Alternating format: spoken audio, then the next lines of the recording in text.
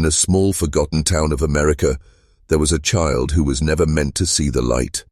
Not because she died young, but because she was born without eyes. Her face was a void. Her life, a secret. And her family, the darkest America had ever known. Tonight, I'm going to tell you a story so disturbing, you might wish you never heard it. But once you know, you'll never be able to forget.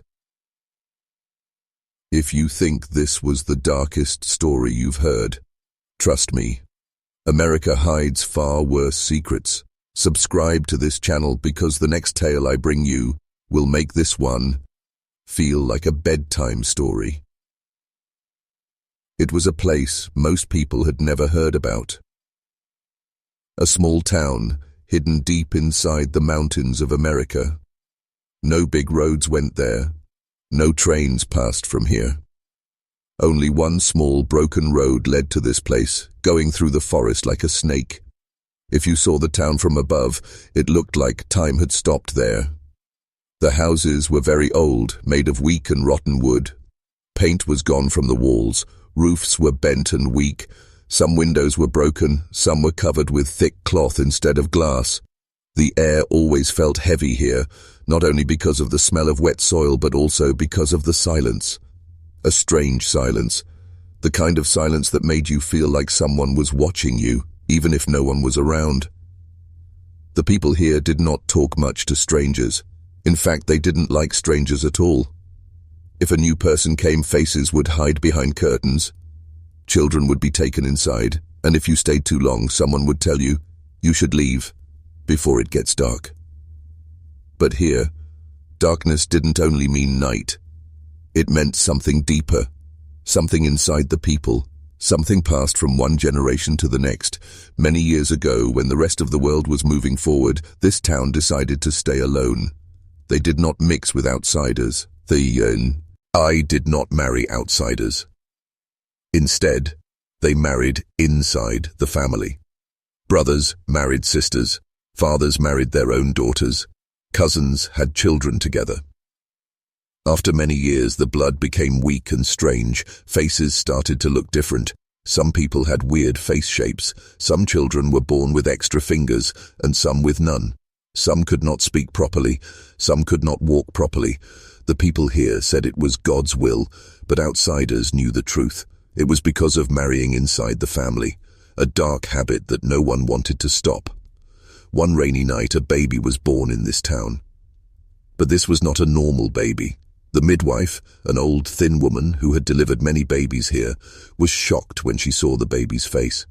The mother, weak and tired, asked, "Is my baby all right?" The midwife didn't reply. Her hands started shaking. She looked at the baby's small face and saw that where the eyes should have been, there was nothing. Just smooth skin. No eyelids, no eyelashes, no holes for eyes. It was like the baby was never meant to see the world. The midwife quickly wrapped the baby, hiding her face from others. But the father, a tall man with cold eyes, grabbed the baby from her hands. He looked once and smiled in a strange way. This baby's name would never be in any hospital paper. She would never go to school. She would never have friends. Her life was a secret, and the family wanted to keep it that way. The father believed she was special. He thought God had chosen her to keep the family's blood pure. The mother, scared of her husband, stayed quiet. But in her heart, she knew something was very wrong. They lived in a small wooden house at the edge of the town, surrounded by thick trees. The trees were so tall and close that even in the day, sunlight barely reached the ground. At night it was fully dark, so dark you could not even see your own hand. As the girl grew, her world stayed small. She never went outside without her father. When she walked in the town, people stared but quickly looked away. Some made the sign of the cross, whispering something under their breath. The girl didn't understand why. She couldn't see her own face, but she could feel people's fear. She could hear them walking away from her. She could hear the shaking in their voices. Inside the house, her father talked to her all the time, but not with love. He gave her strange lessons. He told her to keep the family pure. He said outsiders were bad and dangerous. He told her that when she grew up, she would have a special job. The mother rarely spoke. Sometimes the girl heard her crying at night. Sometimes she felt her mother's hands shaking when she hugged her. But there was something else, something the girl didn't understand until much later. The house was not just a home. It was a prison. The windows were covered with wood. The doors were locked from outside. When the father went to work, he took the keys with him. At first, the girl thought this was normal. She had never seen another home. But one morning, when she was 6 years old, she heard something that made her think differently. Her father was gone. Her mother was cooking on the old stove. Through the thin walls, the girl heard two men talking outside. "She's still alive, isn't she?" one man asked. "Yes," the other man replied. "But not for long. You know what he plans to do." The girl's small hands froze. Her heart started beating fast. She didn't understand everything, but she knew something bad was coming. That day, she didn't talk at all. She just sat quietly, listening to the rain hitting the walls and wondering what her father's plans really meant. The nights were the scariest. The house was old and every sound felt louder in the dark. The wind made the trees creak. The floor made noises like someone was walking. Sometimes she heard scratching on the walls, like something outside wanted to come in. On a night, she woke up to her father's voice. He was whispering to someone, but there was no one else in the room. Then she realized he was talking to her, not to her face, but to where her eyes should have been. He said strange things, things she didn't understand, things that made her feel cold and scared. And then he told her that one day the world will see you, and they will never forget. From that night, her dreams changed. She couldn't see, but in her dreams she could feel cold hands, hear faraway screams, and smell blood. Sometimes she woke up crying. Sometimes she woke up smiling, and didn't know why. The town kept away from the house. Everyone knew something bad was happening there, but no one tried to stop it. Because here, everyone had their own secrets, and in this place, secrets were always kept. But as years passed, people started talking more about the girl with no eyes. Some said she was cursed, some said she was dangerous, some said she was not human at all.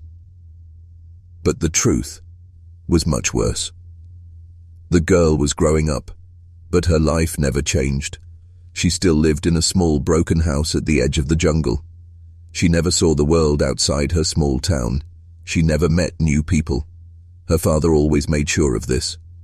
Whenever she asked to go far, he would put his heavy hand on her shoulder and say, "Tumhara ek kaam hai, aur jab tak wo din nahi aata, tum yahan hi rahogi." The girl did not understand what calm, purpose meant. But whenever her father said it, his voice sounded strange, like he was talking about a big secret only he knew. When she was 9 years old, she knew her house so well that she could walk everywhere without hitting the walls. Her small hands knew the shape of the chairs, the stove, and the cracks in the wooden floor. But she still didn't know how they looked because she could not see. Sometimes her mother told her about things. "The stove is black," she would say. "The table is made of brown wood. The jungle is green." But colors meant nothing to her. She only knew the sound of the wind, the smell of wet earth, and the taste of her mother's food. One afternoon, when her father was not home, the girl sat near the door and listened to the jungle. She heard birds chirping and water running far away. Then suddenly, footsteps. They were fast and light, not her father's heavy boots. Someone was running towards the house. Her heart started beating fast. Her mother noticed and whispered, "Stay here." Then she went outside. Through the wooden wall, the girl heard voices. "She's inside?" a man asked. "Yes," her mother replied. "You have to take her out of here," the man said quickly. "If he knows I came." The voice stopped. Her mother had closed the door fast. When she came inside, her hands were cold and shaking. She said nothing. But that night, the girl heard her mother crying loudly. The girl didn't understand. She only knew that someone outside wanted her to leave, but her father would never allow it. The next day, when her father came home, something felt different. He didn't talk much during dinner, but later at night he called the girl and asked, "Do you remember what I told you about outsiders?" "Yes," she replied. "They are liars," he said. "They want to take you away. I will never let that happen." Then he smiled. She could feel it, even if she couldn't see it. "Soon," he whispered, "it will be time for your calm." After that, things became strange. Her father started locking her in a small dark room during the day. It had no windows. The air felt heavy and wet. Sometimes she heard water drops in the darkness. When she pressed her ear to the wall, it sounded like whispers, not from inside the house, but from under it. At night, her father brought strange things: a long rope, a small wooden-handled knife, and one day, a jar filled with something wet. She touched, hid it, and asked, "What is this?" "You'll know soon," her father said. Her dreams started becoming dark. She heard voices calling her name. Sometimes they sounded like her father, and sometimes like herself. One night, her father told her more about her calm. "There are people who don't belong here," he said. "They are weak and dangerous. When the time comes, you will help me get rid of them." She didn't know what get rid of meant, but the way he said it made her shiver. "You are different," he whispered. "People fear you. Fear is strong. It makes people do what you want." He put the small knife in her hand. It felt cold. "Soon," he said, "you will use this." From then on, her father took her into the jungle at night. They walked for hours until they reached a cold, heavy-feeling place. "This is where it will happen," he whispered. She touched the ground. It was wet mud. Her fingers touched something hard. Bone. "One day, you will bring someone here," he said softly. "Then our family will be complete." They went home. Her mother was breathing fast like she had been running. Her father locked the door and went to sleep.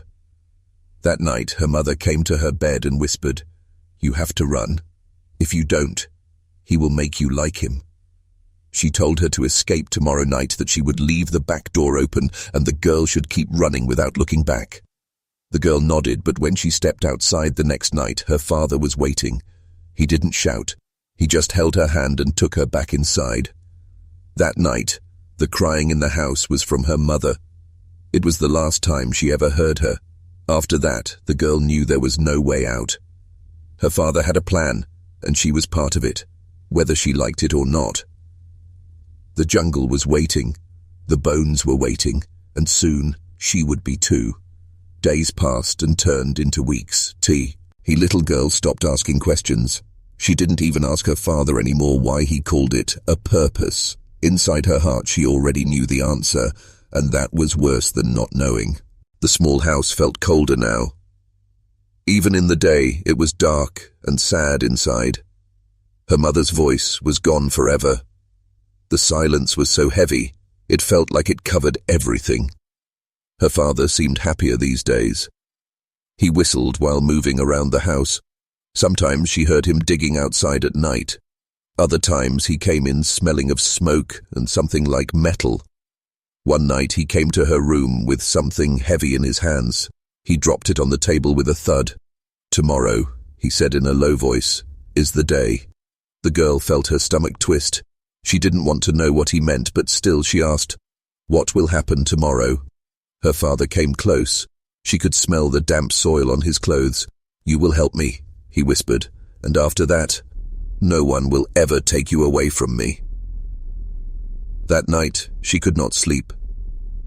Every creak of the floor, every sound of wind scared her. Her hands stayed tight under the blanket. She could feel the small knife under her pillow, the one he had given her. A part of her wanted to throw it away. Another part wanted to keep it close.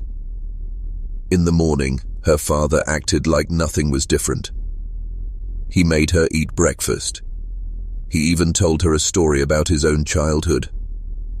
But when the sun began to set, things changed. He brought a long rope. He tied one end around her wrist, not too tight, but she couldn't take it off. "You're going to meet someone," he said. "When I tell you, you will take them into the forest." They waited behind the house, in the shadows. The forest was full of sounds, owls far away, leaves moving in the wind. After some time they heard footsteps. Not running, slow and careful. A man's voice called, "Hello, is anyone here?" The girl held her breath. Her father whispered, "Now." He gave her the rope. "Hold his hand, take him to the place." She didn't move at first. Her legs felt heavy, but her father's hand pushed her forward. The man knelt down in front of her. "Are you okay? Do you need help?" he asked softly. She paused, then gave him her hand. His skin felt warm, so different from her father's cold, rough hands. She wanted to run away with him. She wanted to tell him everything. But her father was right behind her, and she knew what would happen if she disobeyed. They walked into the forest. The ground was soft under her bare feet. It got colder as they went deeper. The man kept asking her name, where she lived. She stayed silent. Finally, they reached the place. The air was heavy here. The ground was wet and muddy. Bones were hidden under the soil. Her father stepped out from the darkness. The man's voice changed. "Who are you?" he asked, sounding alert. Her father didn't answer. He just came closer, dragging a shovel on the ground. "Let her go," the man said firmly. Her father laughed, an ugly, low laugh. "She's not going anywhere. She belongs here." The man tried to pull her away, but the rope pulled her back. Her father jumped forward. They fought, shouting, hitting, heavy footsteps. The girl stepped back, shaking. She still had the knife. Her father pushed the man to the ground. "Do it," he shouted at her. "This is your purpose." The girl froze. The man was on his knees, blood on his lip. "Please," he said to her, "you don't have to do this." Her father shouted, "Yes, you do. It's in your blood. It's why you're here." Something inside her broke. All her life she had been told she was different, trapped, fed fear like food. Now she understood. This purpose was never hers. It was his. Her father stepped toward her. "Do it, or you will end up like your mother," he screamed. The words hit her hard. The man understood now too. Her hands tightened on the knife. Her father waited, breathing fast. She stepped forward. Slowly. But instead of turning to the man, she turned to her father. The sound was quick and sharp. Her father gasped in surprise. Then he fell back into the mud, breathing hard. The man grabbed her hand. "Run," he said. They ran through the forest. Branches hit their faces. Her feet slipped in the mud, but he didn't let go. Behind them, her father's voice rose. Not words, just a deep, scary cry. It followed them, but grew weaker until it stopped. They reached the road. For the first time she smelled something new. Petrol from a passing vehicle and the soft smell of flowers far away. The man called for help. Lights came, voices, car doors slamming. She didn't understand much after that. Someone put a blanket on her shoulders. Someone untied the rope. They asked where she lived, about her parents. She didn't answer. She just sat there, feeling the warm blanket and the strange freedom of open air. A police officer knelt in front of her. "Don't worry, you're safe now," he said. She almost believed him. But later that night, in a small room at the station, she heard it again. A voice. "You can't run from your blood," it whispered. She froze. The blanket slipped. The room was empty, but the smell of damp soil filled the air. Somewhere, in the forest, her father was still waiting. And now, so was she.